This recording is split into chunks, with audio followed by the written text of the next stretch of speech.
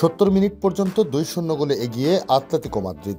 কদিন আগে ঘরের মাঠে রিয়াল মাদ্রিদের বিপক্ষে নাটকীয় হারের পর দারুণ এক জয়ের জন্য অপেক্ষা করছিল আতলেতিকোর সমর্থকরা। তবে তাদের হতাশ করতে বার্সেলোনা সময় নিল মাত্র ২৮ মিনিট, আর তাতেই উড়ে গেল দিয়েগো সিমিওনের শিষ্যরা। এখন যে কোনো ব্র্যান্ডের পুরাতন এসি বদলে নতুন ওয়ালটন এসিতে উপভোগ করুন 25% ছাড়। রোববার ওয়ান্দা মেট্রোপলিতানোয় স্বাগতিকদের ৪-২ ব্যবধানে হারিয়েছে বার্সেলোনা। দুর্দান্ত এই জয়ে রিয়াল মাদ্রিদকে টপকে ফের পয়েন্ট টেবিলের শীর্ষে উঠেছে বার্সেলোনা। একই মাঠে গত বুধবার রিয়ালের বিপক্ষে টাইব্রেকারে বল দুইবার স্পর্শের জন্য আলভারেজদের গোল বাতিলের পর নাটকীয়ভাবে হেরে চ্যাম্পিয়ন্স লিগের শেষ ১৬ থেকে বিদায় নেয় আতলেতিকো।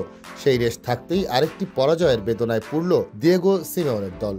এর আগে প্রথমার্ধে একাধিক সহজ সুযোগ হাতছাড়া করে বার্সা, তবে সুযোগ ছাড়েনি স্বাগতিকরা। ম্যাচের ৪৫তম মিনিটে লিড নেয় আতলেতিকো। জুলিয়ানো সিমেওনের পাস থেকে ডেডলক ভাঙে আর্জেন্টাইন ফরওয়ার্ড হুলিয়ান আলভারেজ। ম্যাচের ৭০তম মিনিটে ব্যবধান দ্বিগুণ করেন আলেকজান্ডার শার্লট।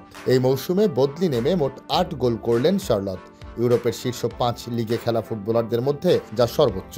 এরপর পুরো আলোটাই কেড়ে নেয় ২-০ গোলে পিছিয়ে থাকা বার্সেলোনা। ম্যাচের ৭২তম মিনিটে শুরুটা করেন রবার্ট লেভানডভস্কি। এরপর রাফিনিয়ার উড়িয়ে মারা শটে হেডে সমতা আনেন ফেরান তরেজ। যোগ করা সময়ের দ্বিতীয় মিনিটে বার্সেলোনাকে আরেকবার উল্লাসে ভাসিয়ে এগিয়ে নেন ইয়ামাল। আর যোগ করার সময়ের ৮ম মিনিটে বক্সের বাইরে থেকে শটে নিজের দ্বিতীয় গোলটি করেন তরেজ। এই জয়ে সব প্রতিযোগিতা মিলিয়ে টানা ১৮ ম্যাচ অপরাজিত রইল হান্সি ফ্লিকের দল।